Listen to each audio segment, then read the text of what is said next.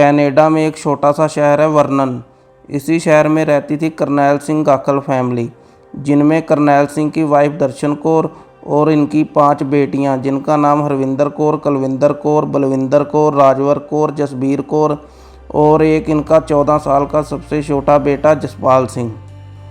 इनकी सबसे बड़ी 2 बेटियां जसबीर कौर और राजवर कौर की शादी हो चुकी थी। अब इन्होंने शादी रखी होती है तीसरी सबसे बड़ी लड़की 24 साल की बलविंदर कौर की। घर में शादी का माहौल होता है किसी पंजाबी फैमिली की तरह। ये शादी 4-5 दिन लगातार चलनी होती है। पूरा परिवार शादी के कामकाज करने में लगा हुआ था। इस बात से अनजान कि इनके घर से 3 किलोमीटर दूर होटल में एक आदमी किराए पर कमरा लेकर इंतज़ार कर रहा था सही मौके का, जो गाकल फैमिली के घर में फैली खुशियों को दुखों में तब्दील करने का मन बनाकर आया हुआ था, जिसके पास होती है एक सेमी ऑटोमेटिक हैंडगन और एक रिवॉल्वर और एक pump action shotgun. Karnail Singh और दर्शन कौर की शादी साल 1960 के बीच पंजाब में जलंधर ज़िले के एक गांव गाकल में होती है। इनकी 3 सबसे बड़ी लड़कियां इंडिया में ही जन्म लेती हैं।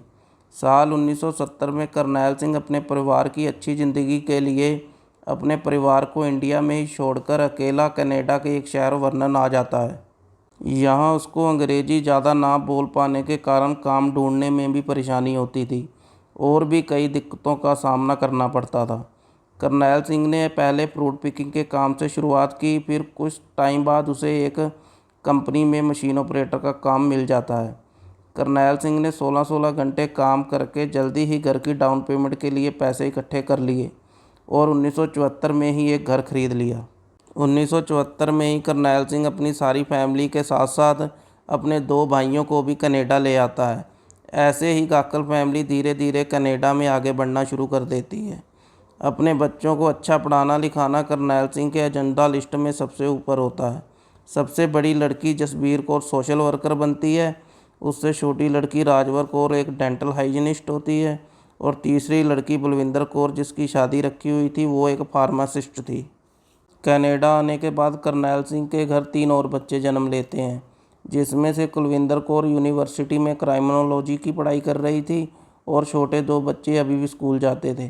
करनैल सिंह ने अपनी सारी ज़िंदगी एक कंपनी में ही काम किया और उसकी वाइफ दर्शन कौर फ्रूट पिकिंग का काम करती रही। इन दोनों ने कर कराकर बच्चे भी अच्छे पढ़ा लिए थे और इन्वेस्टमेंट प्रॉपर्टीज़ भी खरीद ली थी। अब एक एक करके लड़कियों की शादी करने का टाइम आ गया था। अगला ये खर्चा माँ बाप के सर खड़ा हुआ था। सबसे बड़ी लड़की जसबीर कौर की शादी सन 1987 के आसपास रोजर सरा नाम के लड़के के साथ कर दी गई। इनके घर भी 3 लड़कियां पैदा होती हैं, जिनके नाम होते हैं जस्कीम, ब्रिटनी और कोटनी। अब टाइम आ गया था राजवर कौर की शादी करने का। एक फैमिली फ्रेंड विचोलिया बनकर राजवर कौर के लिए रिश्ता लेकर आता है। रिश्ता होता है चाल फैमिली के लड़के मार्क चहल का, जो एक चार्टर्ड अकाउंटेंट होता है। दोनों परिवार आपस में बातचीत करके रिश्ता पक्का कर लेते हैं। रिश्ता पक्का होने के 2 साल बाद अप्रैल 1994 में करनैल सिंह और दर्शन कौर अपनी लड़की राजवर कौर की शादी धूमधाम से कर देते हैं। शादी के वक्त मार्क चैल की उम्र होती है 28 साल और राजवर कौर की उम्र होती है 24 साल। मार्क चैल का वैंकूवर के पास ही बर्नबी में एक अपार्टमेंट होता है, जहां राजवर शादी के बाद उसके साथ रहने लगती है। शादी के बाद मार्क चैल का असली चेहरा सामने आना शुरू हो जाता है। इस काम को ज़्यादा समय नहीं लगता। शादी के पहले दिन ही मार्क की तरफ से राजवर के साथ मारपीट गाली गलौज शुरू कर दिया गया। ये राजवर के लिए बहुत बड़ा शौक था। वो खुद को बहुत बेसहारा महसूस करती है, क्योंकि उसके ऊपर उसकी फैमिली की बहुत सारी उम्मीदों का भी बोझ होता है। मार्क चैल की फैमिली का बैकग्राउंड भी राजवर की फैमिली की तरह ही होता है। मार्क का जन्म इंडिया में ही हुआ होता है। उसकी फैमिली कनाडा उन दिनों आई होती है जिन दिनों में करनैल सिंह कनाडा आया होता है। मार्क चैल के पिता भी कंपनी में ही काम करते थे। मार्क चैल का असली नाम सुखविंदर सिंह था, जो उसने 21 साल की उम्र में बदलकर मार्क रख लिया।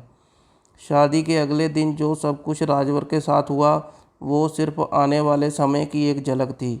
जैसे जैसे समय बीतता रहा, वैसे वैसे मार्क की तरफ से और भी मारपीट और जुल्म बढ़ता गया। मारपीट के साथ साथ मार्क चैल का व्यवहार और भी ज़्यादा ख़राब होता गया। उसका ये एक उदाहरण था कि राजवर को घर में लगे हुए फ़ोन को इस्तेमाल ना करने देना। कई बार मार्क घर से बाहर जाकर घर वाले नंबर पर फ़ोन करके ये चेक करता था कि राजवर कौर फ़ोन उठाती है या नहीं। हल्के हल्के राजवर के लोगों के साथ मिलने जुलने पर भी रोक लगा दी गई। यहाँ तक कि डस्टबिन का कूड़ा भी मार्क खुद फेंकने जाता था। उसको लगता था कि अगर राजवर को बाहर भेजा तो वो किसी से बातचीत कर सकती है। राजवर ने इसी उम्मीद में कुछ समय तक ये सब कुछ झेला कि हालात सही हो जाएंगे, लेकिन हुआ वही जो इन जैसे केसों में होता है। घरेलू हिंसा रुकने की जगह और बढ़ती गई। शुरुआत में राजवर ने रॉयल कैनेडियन माउंटेन पुलिस, जिसको हम लोग RCMP भी कह देते हैं, उनके पास जाकर मार्क के खिलाफ रिपोर्ट दर्ज करवाई।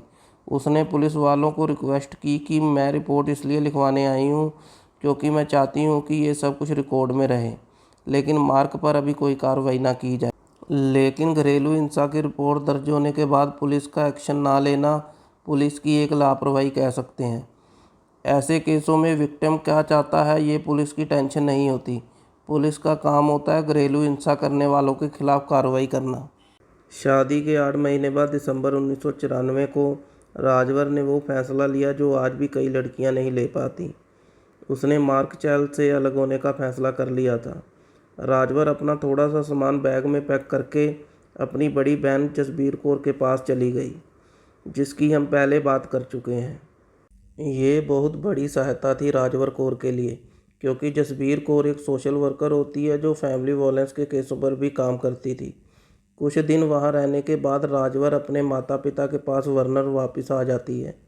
करनैल सिंह और दर्शन कौर कम पढ़े लिखे होने के बावजूद भी इतने समझदार थे कि सोसाइटी की परवाह ना करते हुए अपनी लड़की का साथ देते हैं। जनवरी 1995 में राजवर वर्नर RCMP में जाकर मार्क के खिलाफ एक और रिपोर्ट दर्ज कराती है, पर दोबारा उसके खिलाफ एक्शन ना लेने की रिक्वेस्ट करती है। लेकिन RCMP ने अपनी ही पॉलिसी को ना मानते हुए राजवर के कहने पर कोई भी एक्शन नहीं लिया। पुलिस रिपोर्ट के 4 दिन बाद राजवर डिवोर्स फाइल कर देती है और उसी ही दिन RCMP भी राजवर की तरफ से दी गई कंप्लेन को क्लोज कर देती है। डिवोर्स फाइल हो जाने के बाद मार्क चैल की फैमिली भी हरकत में आती है। दोनों परिवार डिवोर्स फाइल करने के 1 हफ्ते बाद जनवरी के बीच में आपस में मिलते हैं। मीटिंग में करनैल सिंह गाखल उसकी लड़की से हुई मारपीट के बारे में सीधा मार्क चैल से सवाल करता है। इसके जवाब में मार्क कहता है कि ऐसा कभी भी कुछ हुआ ही नहीं, ये उसको बदनाम करने की साजिश है। मीटिंग में कोई हल ना निकलता देख करनैल सिंह अपनी लड़की राजवर को मार्क चैल के साथ भेजने से मना कर देता है और उसको वर्नर अपने साथ वापस ले आता है। उसके बाद मार्क चैल अपने अपार्टमेंट में अकेला ही रहना शुरू कर देता है, जहां उसकी मानसिक हालात और ख़राब होना शुरू हो जाती है। दूसरी तरफ राजवर ने भी काउंसलिंग लेना शुरू कर दिया था, डोमेस्टिक वायलेंस थेरेपिस्ट के पास जाकर। यहाँ वो खुलकर अपने काउंसलर से बात करती है उन सभी घटनाओं के बारे में जो उसके साथ शादी के 8 महीनों तक घटी। राजवर और मार्क के तलाक का केस साथ साथ चल रहा था, जहाँ पैसों को लेकर भी थोड़ी कहासुनी होती है।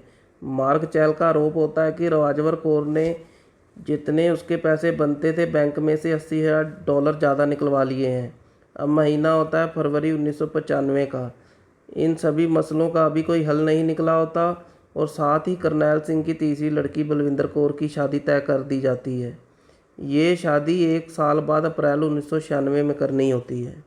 राजवर की शादी का गलत नतीजा देखकर इस बार करनैल सिंह अपनी तरफ से पूरी जांच पड़ताल करके ही लड़का सेलेक्ट करता है।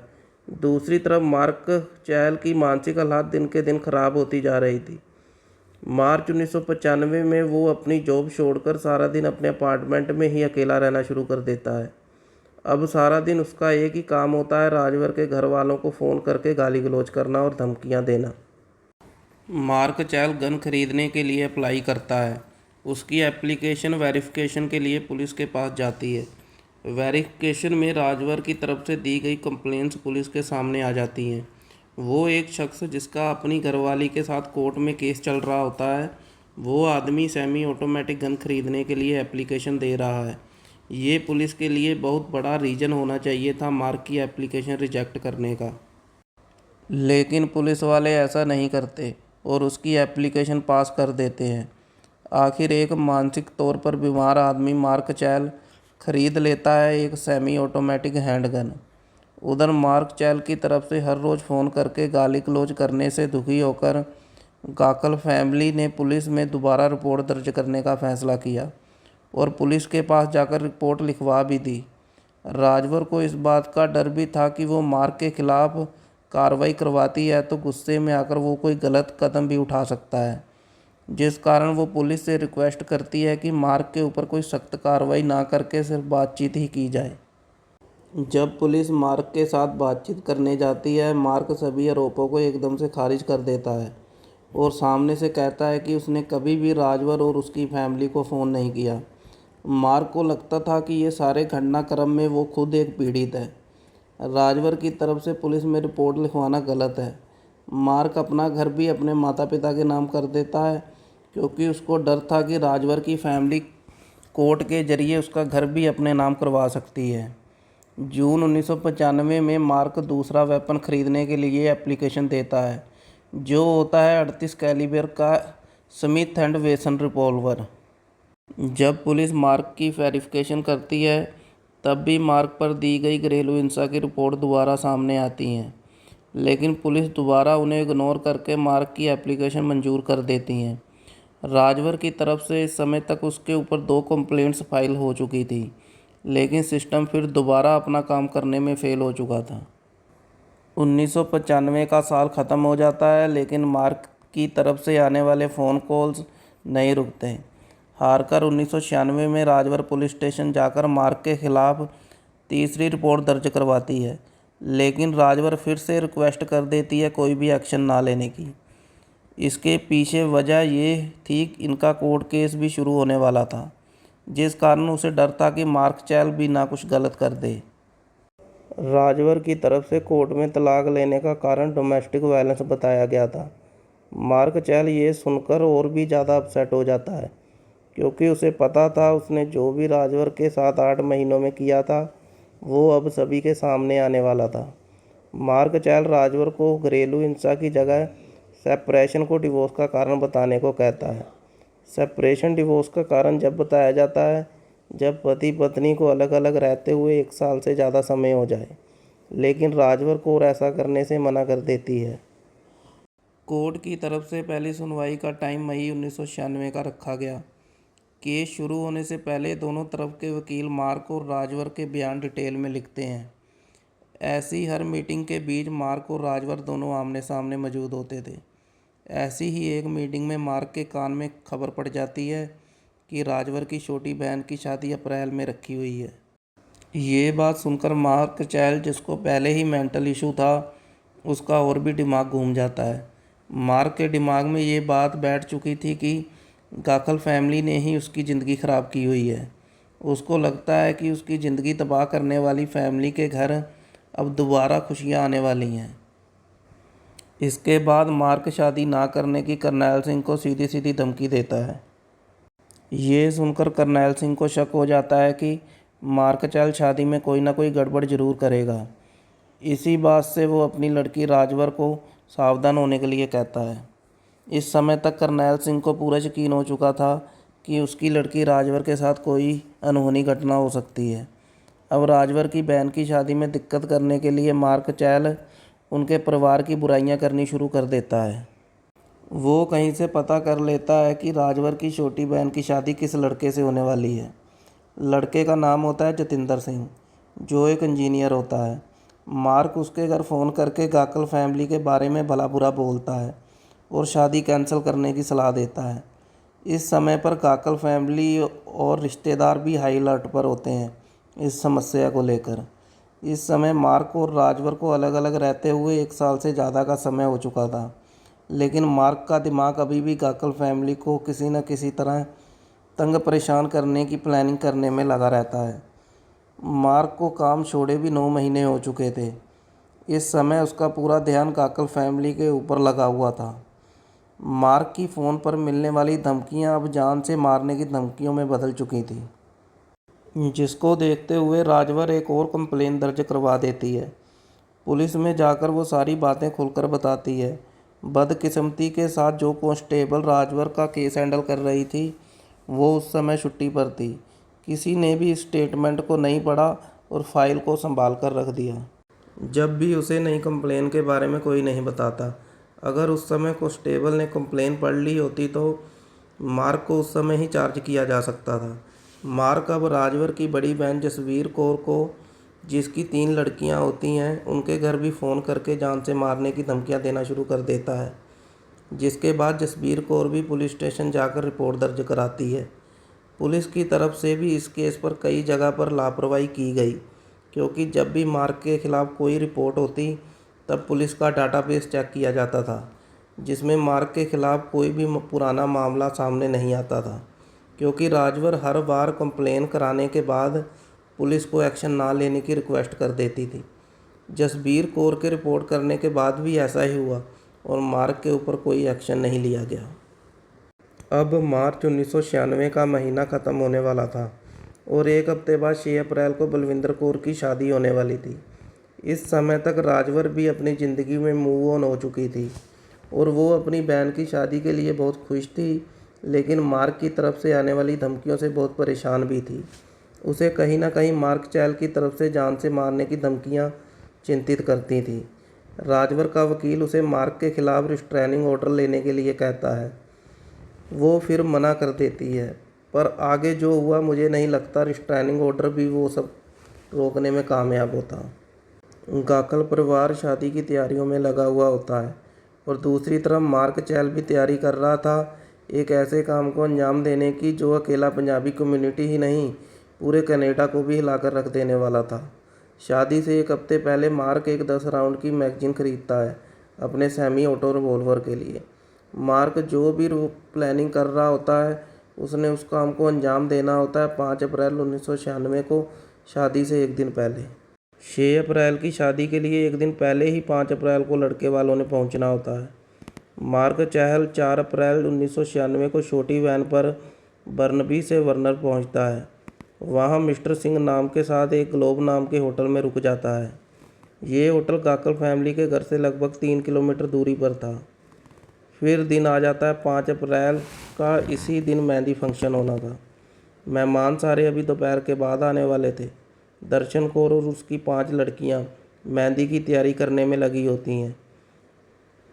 घर में इनका छोटा भाई 14 साल का जसपाल सिंह और जसबीर कौर का घरवाला रोजर और जसबीर कौर की सास गुरमेल कौर और जसबीर कौर की तीनों लड़कियां इसी घर में मौजूद होती हैं। करनैल सिंह भी घर की साफ़ सफाई करने में लगा हुआ था। सभी मिलाकर घर में मेंबर होते हैं 13। सुबह के 10:30 बजे का टाइम होता है। करनैल सिंह घर के बाहर अपनी गाड़ी धोने में बिजी होता है। इसी कारण उसके घर के आगे आकर रुकी एक वैन पर उसका ध्यान नहीं जाता।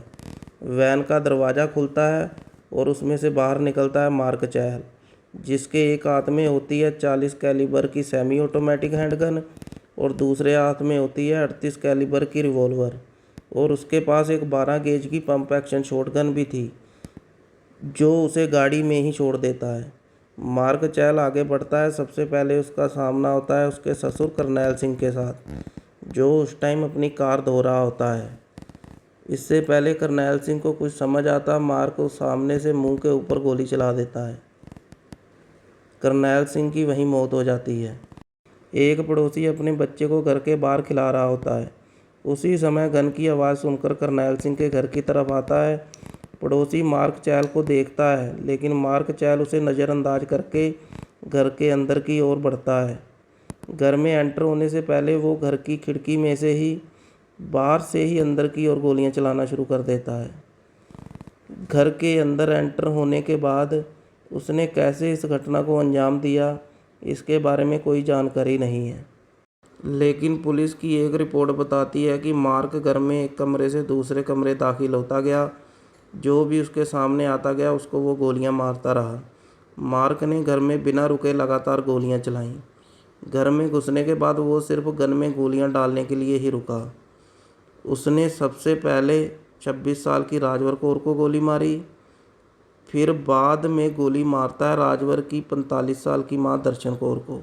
इन दोनों की उसी जगह मौत हो जाती है। इनके बाद 14 साल के जसपाल सिंह 17 साल की हरविंदर कौर, 21 साल की कुलविंदर कौर और 24 साल की बलविंदर कौर, जिसकी शादी चल रही थी। इन सबको एक एक करके मार्क चहल ने गोलियां मार दी। सबसे बड़ी लड़की जसबीर कौर अपनी तीनों लड़कियों के साथ टीवी देख रही होती है। उसकी सास और उसका घरवाला रोजर पास में ही बैठे हुए थे। तीनों लड़कियों के सामने ही सबसे पहले 30 साल की मां जसबीर कौर को गोली मारी गई, फिर उसके बाद 33 साल के पिता रोजर को, फिर उसके बाद इनकी दादी गुरमेल कौर को। तीनों छोटी लड़कियों को मार्क चहल कुछ नहीं कहता।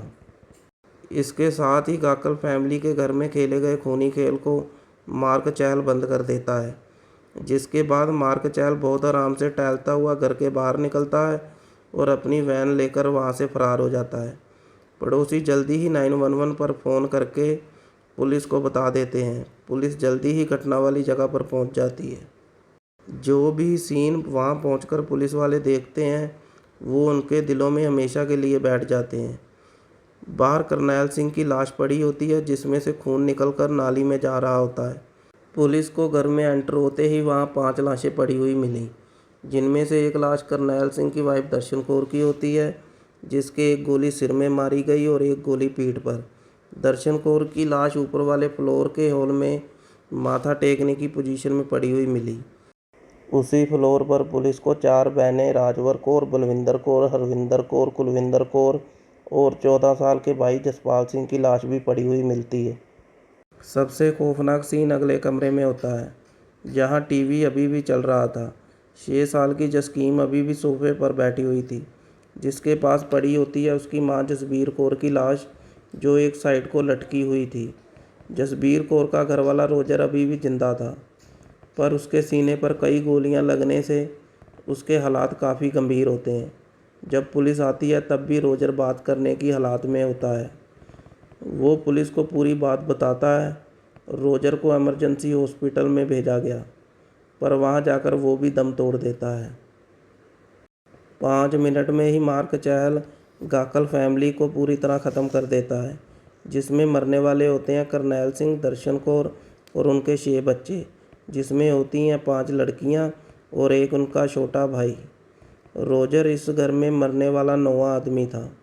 जसबीर कौर और रोजर की तीनों लड़कियां और उनकी दादी गुरमेल कौर किसी तरह इस घटना से जिंदा बच निकलते हैं।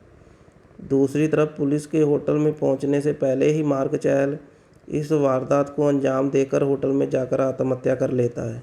ओक नागन गुरुद्वारा साहब, जहां बलविंदर कौर और जतिंदर की एक दिन बाद शादी होनी थी, वहीं अब काकल फैमिली के मेंबरों की आत्मा की शांति के लिए प्रार्थना की गई। वर्नर में जब काकल फैमिली के संस्कार हुए तब वहां 1500 से भी ज़्यादा लोग इकट्ठे हुए। गुरुद्वारा साहब में स्पीचेस के दौरान वुमेन्स के ऊपर जुल्म ना करने की बात कही गई। हमारे चैनल पर स्टोरी सुनने के लिए आपका बहुत बहुत धन्यवाद। प्लीज़ और स्टोरी सुनने के लिए हमारे चैनल को सब्सक्राइब करें और लाइक शेयर सब्सक्राइब करके सपोर्ट करें।